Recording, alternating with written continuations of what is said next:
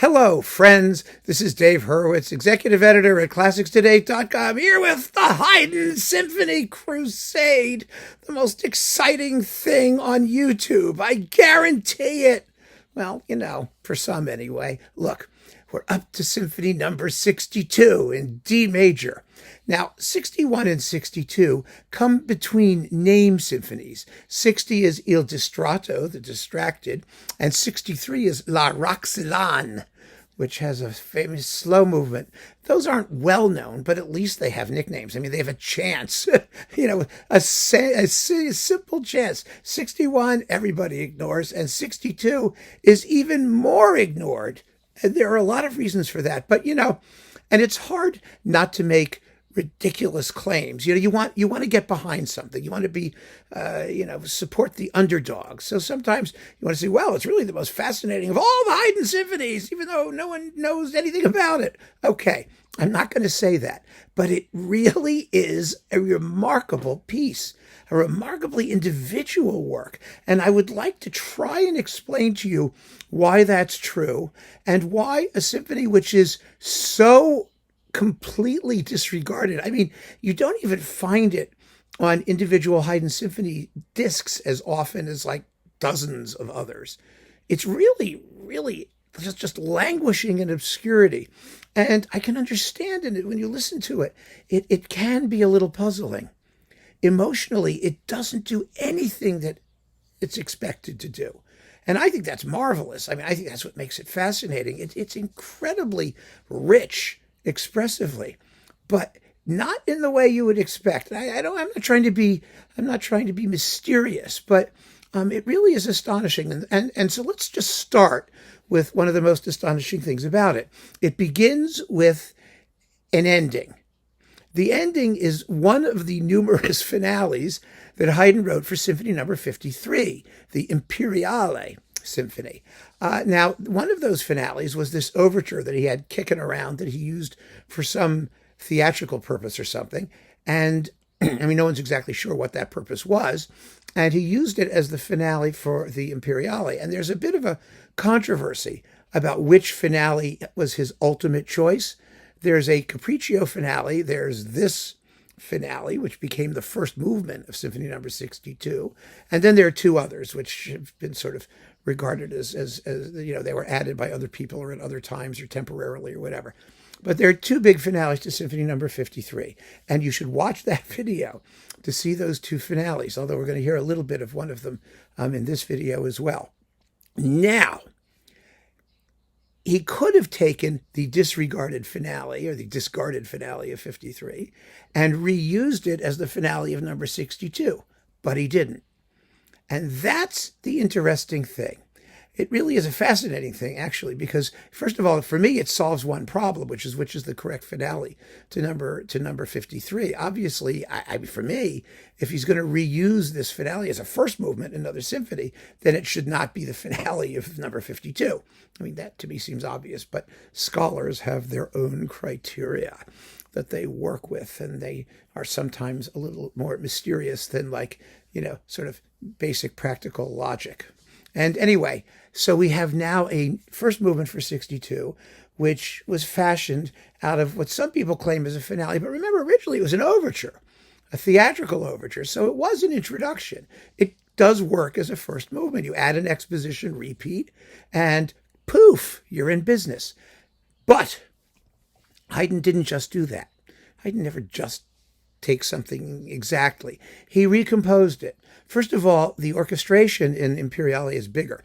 It has trumpets and drums and things. This symphony does not. Second of all, he rewrote the first subject.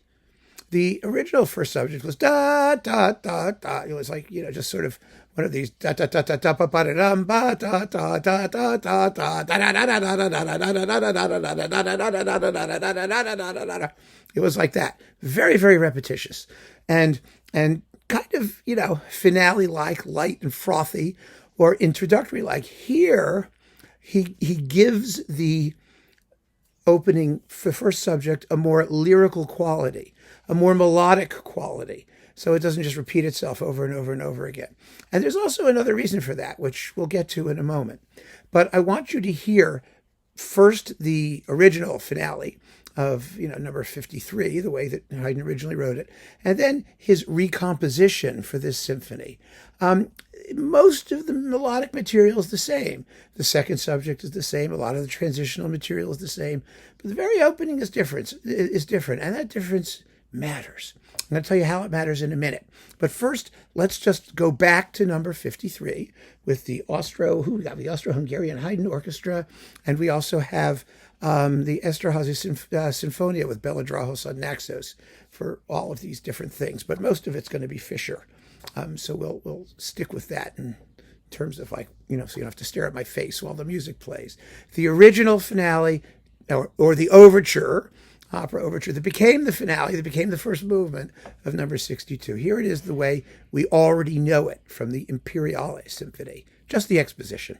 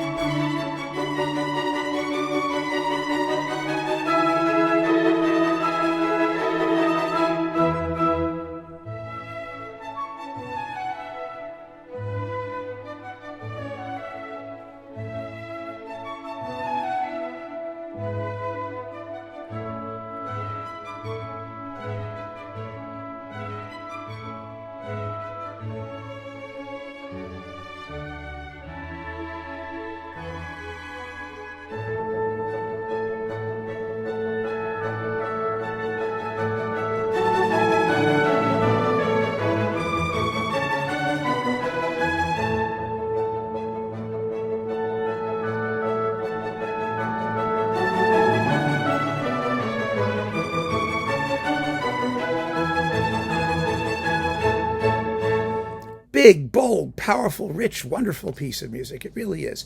And a wonderful finale, by the way. Now, as the first movement, Haydn's lightened it up even more.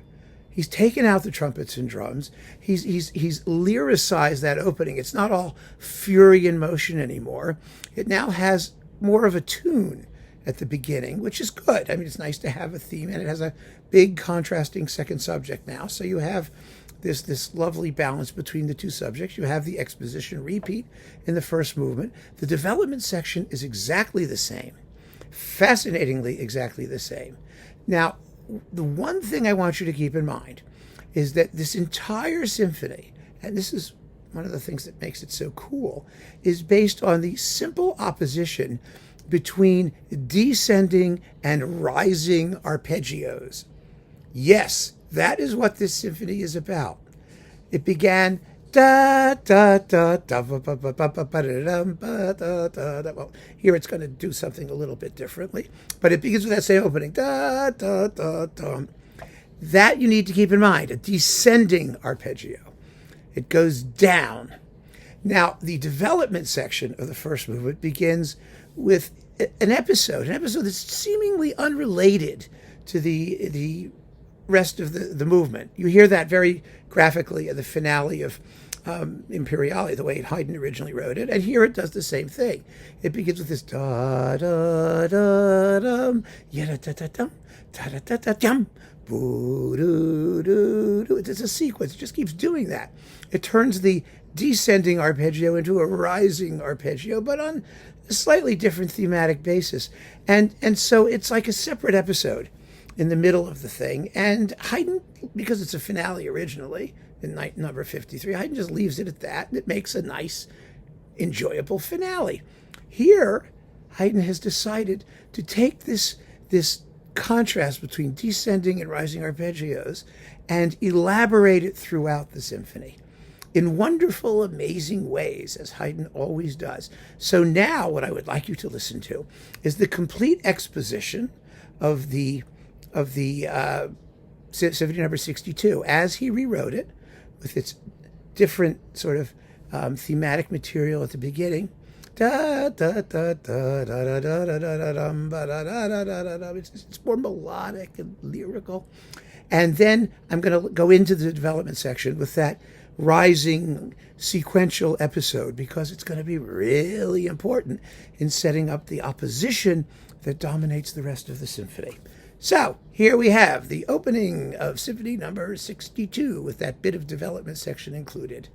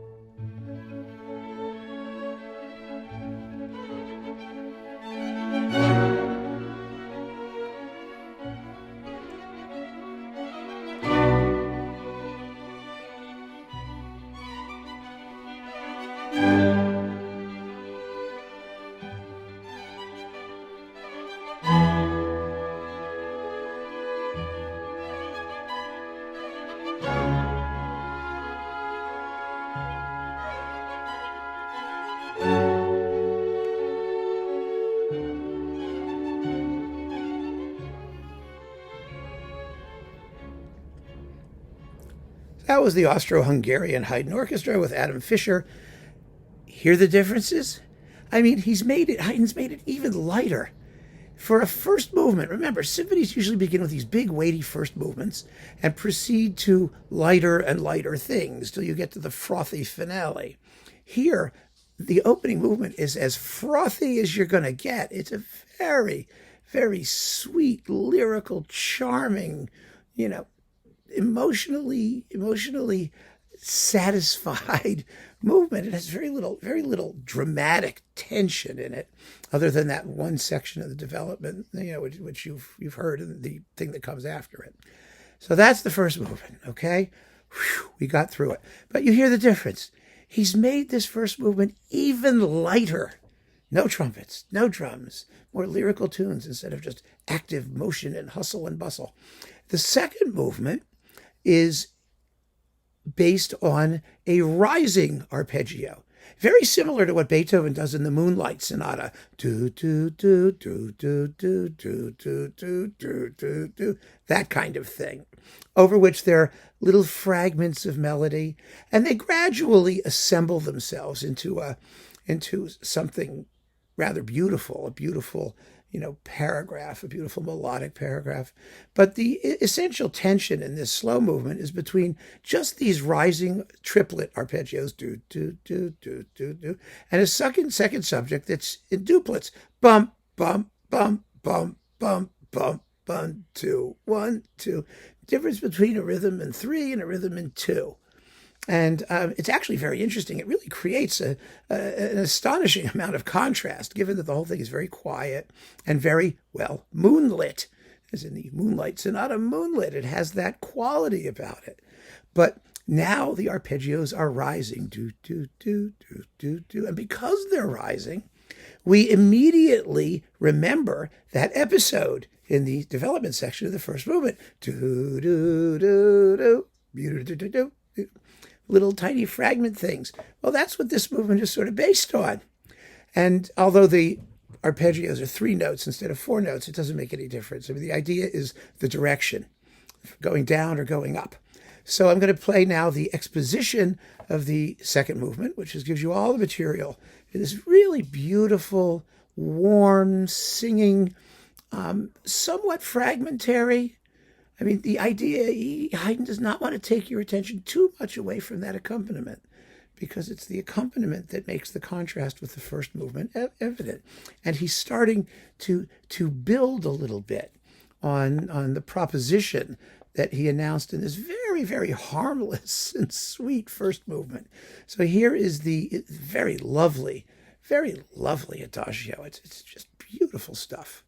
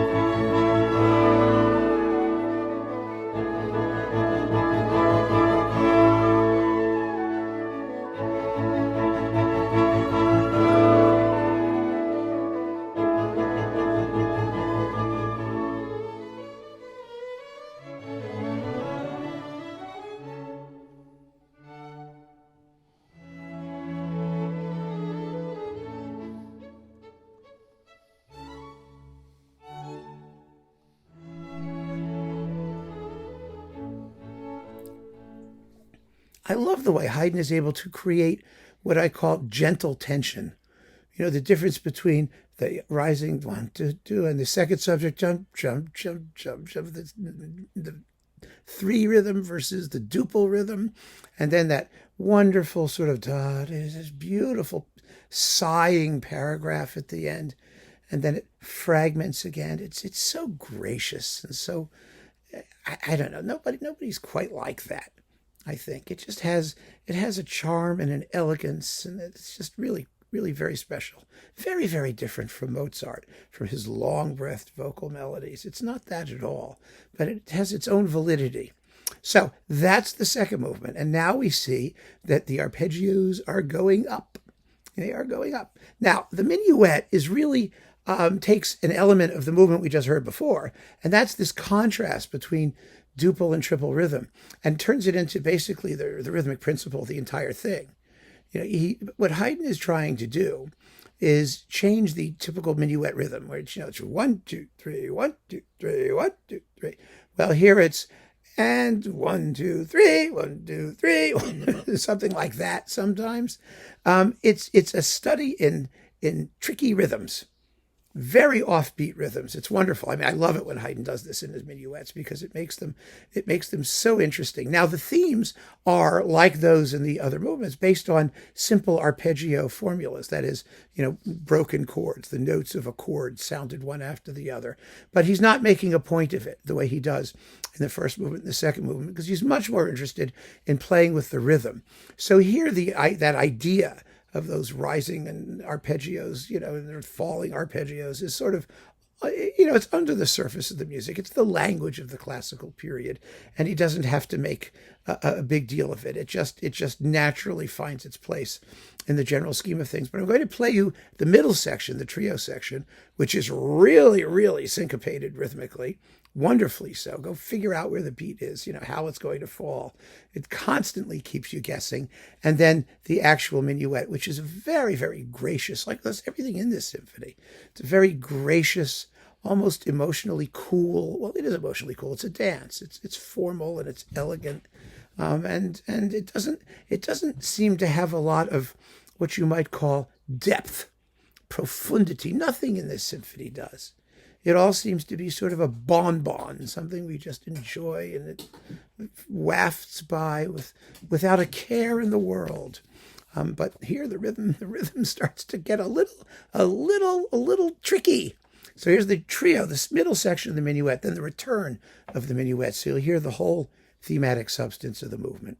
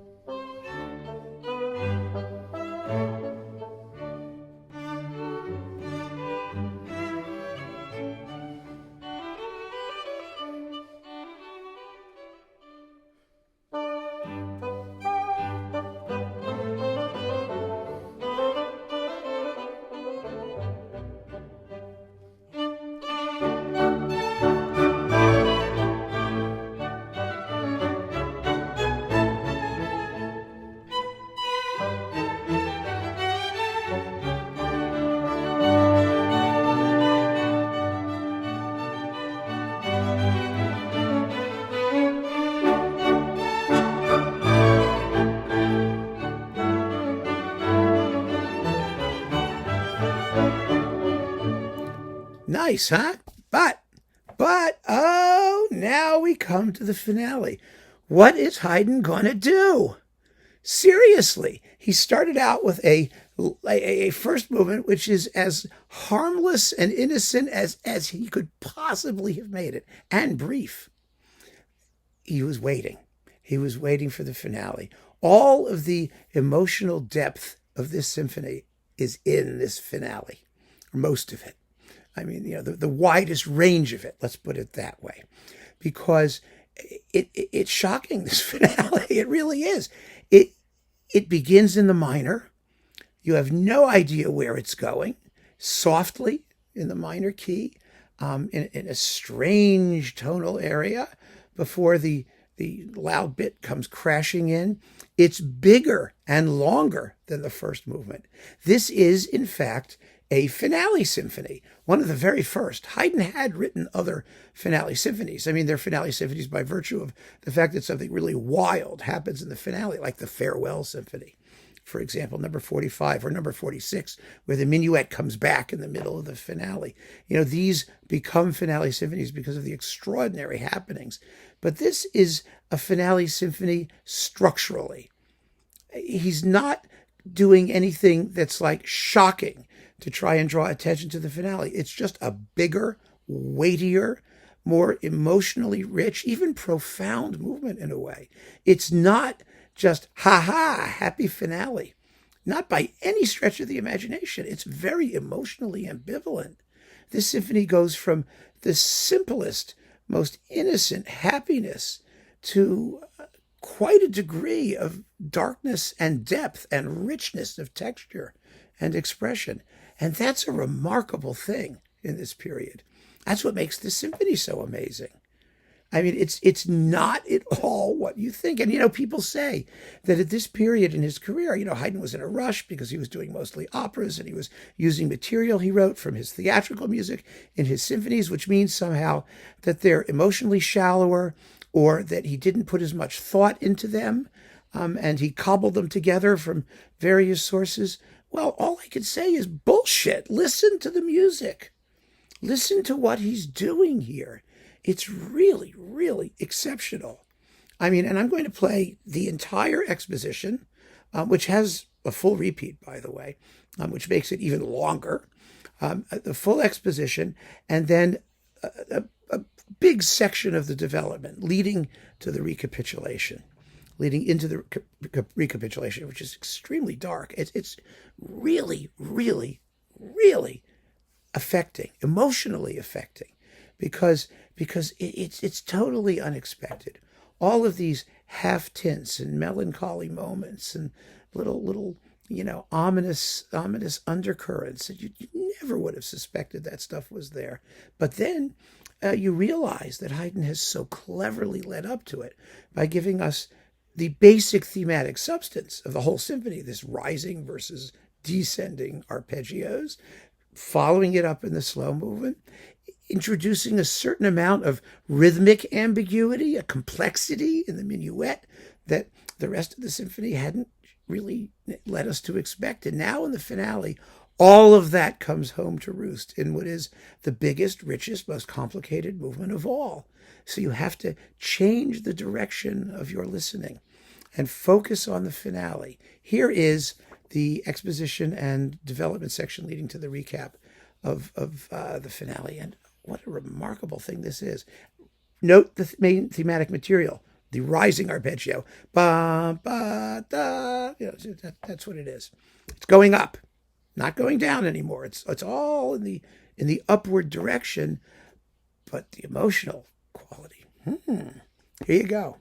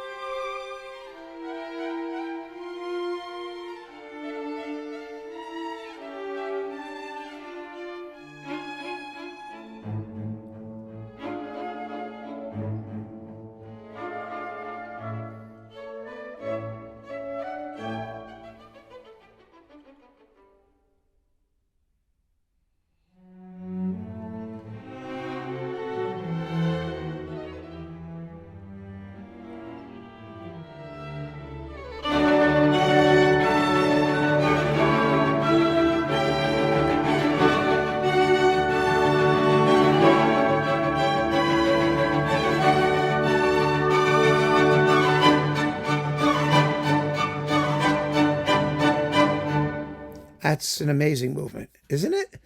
I mean, do you hear the totally different shift of emphasis? And yet, it is so clearly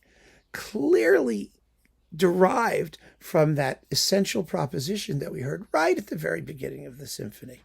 So the unity is there. The thematic unity, the motivic unity is there. But the emotional affect that Haydn achieves from these very, very simple oppositions of rising and falling arpeggios, I mean, the entire exposition of this movement is very similar to the exposition of the slow movement. Because you've got the da, da, da, repeating over and over again, these rising arpeggios as they did at the beginning of the slow movement. And then the slow movement had that duple second theme, jump, jump, jump, jump. And this one has something similar, da-da, da-da, da-da, little two-note sniglets. But it is actually, when you think about it, a monothematic exposition, because the main theme, da, da, da, da, da, da, da, it's all that rising three-note thing. So is the second subject. It's all, little, same idea, just different ways of expressing it, different shapes, different moods, different, the amount of variety and range of expression that Haydn gets out of this unbelievably simple idea. Just simple rising and falling arpeggios, it's astonishing. It's absolutely astonishing. And in this symphony, I can't even begin to stress just how fascinating it is, just how different and unique it is from all of the other symphonies around it. And it gets no attention at all, of course. It's dismissed. Nobody thinks about it. Nobody cares. Nobody has anything really useful to say. But it's Haydn. And he did not write a superfluous or superficial note. Everything that he does has something special or worth listening to in it. And all of these symphonies do. And nowhere more so than in this sadly neglected, seemingly innocuous, apparently cobbled together from pre-existing material, little Symphony number 62. So keep on listening, friends. Thanks so much for joining me. Take care.